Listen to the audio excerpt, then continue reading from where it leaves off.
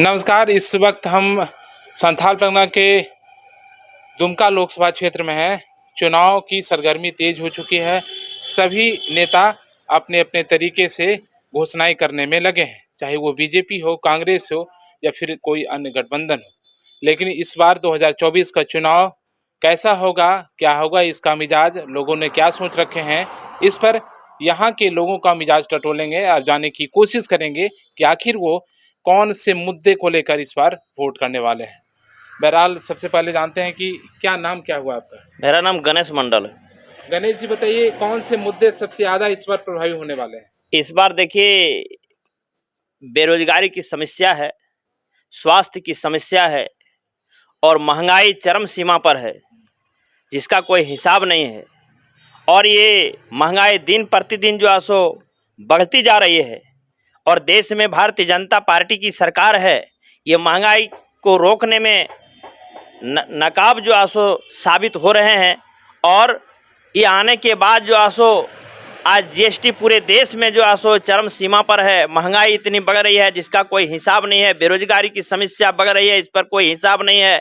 और इस पर कंट्रोल के लिए जो है सो देश में जो सरकार चल रही है, उस सरकार जो है सो बेकामी सरकार है, माल को लूटने में लगे है। बड़ी बड़ी कंपनियों की सरकार है और बड़ी बड़ी कंपनियों से जो है सो चंदा तसलने वाली जो है सो पार्टी है, जो आज इससे जो है सो देश के जनता को भला नहीं हो सकती है।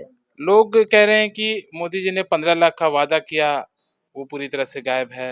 महंगाई चरम पर है, बेरोजगारी है, इस पर कहीं कुछ सरकारें वैकेंसी नहीं निकाल रही हैं। थोड़ी बहुत वैकेंसी निकली भी तो बिहार में निकली।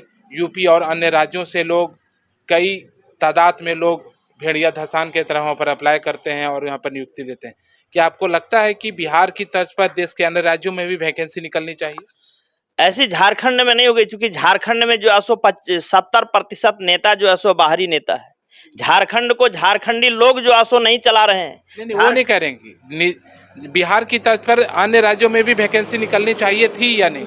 एकदम निकलनी चाहिए थी, लेकिन नहीं निकल रही है। और कुछ निकल भी रही है तो यहाँ का नेता लोग जो है सो नौकरी को बेचा जा रहा है। यूपी, बिहार, उत्तर प्रदेश के हाथों में बेचा जा रहा है। उससे जो है सो बड़ा बड़ा रकम जो है सो तहसील रहा है और तहसील करके यहाँ के सर्विस को बेचा जा रहा है। और यहाँ के नवयुवक जो है सो परेशान हो रहा है। यहाँ बेरोजगारी की समस्या बढ़ रही है। अच्छा, नीतीश कुमार जब आरजेडी में थे और अब बीजेपी में चले गए, नौकरी जो दिया गया है उसका किसको श्रेय जाता है?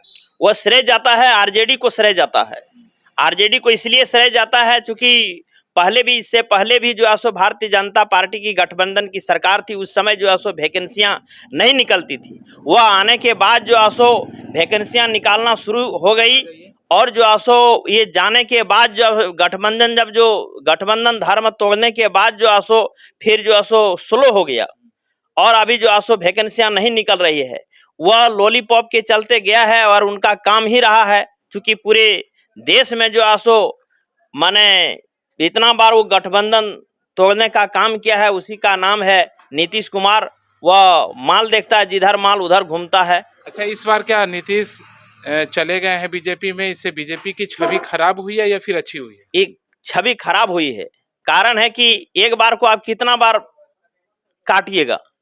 एक बार को आप एक ही बार काट सकते हैं। अब एक बार को, एक आदमी को, एक जीव को आप 50 बार काटिएगा तो उससे क्या होगा? उससे जनता का विश्वास जो है सो उठने लगेगा।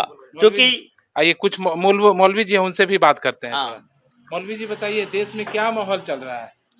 देश में यही माहौल चल रहा है कि देखिए, जब जब इलेक्शन ही का टाइम आता है तब तक एक हमें और आपको एक देखने को मिलता है कि नेताजी आते हैं चुनाव में। या इससे पहले नहीं आते हैं? नहीं, इससे पहले तो जैसे 4 साल पहले गुजर जाने के बाद वो अपने फॉर्च्यूनर में, वो अपने गाड़ियों में ब्लैक शीशा लगा के वो अंदर इस कदर रहते हैं जे अगर देखा जाए तो लगे कि कोई राजा और महाराजा का कोई। अच्छा, ये है मैंने चुनाव के वक्त ही उसके पहले गाड़ियों में काले शीशे में काले शीशे में 5 साल में एक बार ही आते हैं। एक ही बार आते हैं। और वो आने के बाद जब 1 साल लगता है कि 1 साल हमें इलेक्शन का टाइम 1 ही साल बचा है, तब फिर लोगों के घर घर जाकर के डोर टू डोर वो लोगों से संपर्क करना शुरू करता है। इसलिए भारतीय जनता पार्टी का जितना उम्मीदवार है लोकसभा में, सब उम्मीदवार का जो है सो उनका क्षेत्र में जो सो विरोध हो रहा, आप कल देखे होंगे, आज भी प्रभात खबर में दिया हुआ है कि उनका विरोध के बारे में कि गीता कोड़ा क्षेत्र भ्रमण के दौरान में जो आसो वहाँ के आम जनमानस उनका विरोध किया है। और दुमका, नो डाउट दुमका में भी विरोध होगा, गोड्डा में भी विरोध होगा। और अच्छा, हेमंत सोरेन जेल के अंदर हैं, क्या कुछ प्रभाव डाल इस पर होगा सर? बिल्कुल प्रभाव तो निश्चित तौर पर होगा, क्योंकि झारखंड में जितने भी नेतागिरी करने वाले नेता हैं, तो चोरी तो सभी नेता करता है, चाहे वह भारतीय जनता पार्टी का नेता हो, चाहे जेएमएम का नेता हो, चाहे कांग्रेस का नेता हो, चाहे आरजेडी का नेता हो।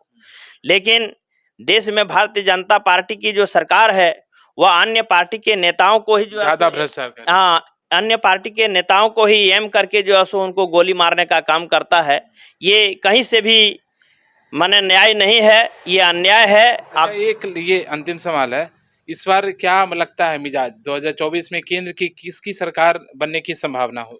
इस बार देखिए, केंद्र की जो सरकार है, परिवर्तन की सरकार जो असो देश के जनता मांग रही है, परिवर्तन होना चाहिए। एक ही पार्टी की सरकार रहने से वहाँ का जनता का, वहाँ का नेता का तानाशाही बढ़ जाता है और जनताओं का शोषण होता है और अंग्रेज जैसा नीति जो है सो लागू करता है जनता के हम जो सो कोई नहीं। इसलिए परिवर्तन संसार का नियम है और परिवर्तन होना चाहिए, यही जनता का भलाई, इसी में भलाई है। केंद्र में भी परिवर्तन होना चाहिए। बिल्कुल, राज्य के साथ साथ जो है सो देश में भी परिवर्तन होना चाहिए। परिवर्तन होने से क्या होगा, नेताओं का डर रहेगा कि हमें वोट नहीं मिलेगा, इसलिए परिवर्तन संसार का नियम है। सर धन्यवाद। चलिए, 1 जून को हम लोग सभी इंतजार करते हैं, 1 जून का सभी को इंतजार है।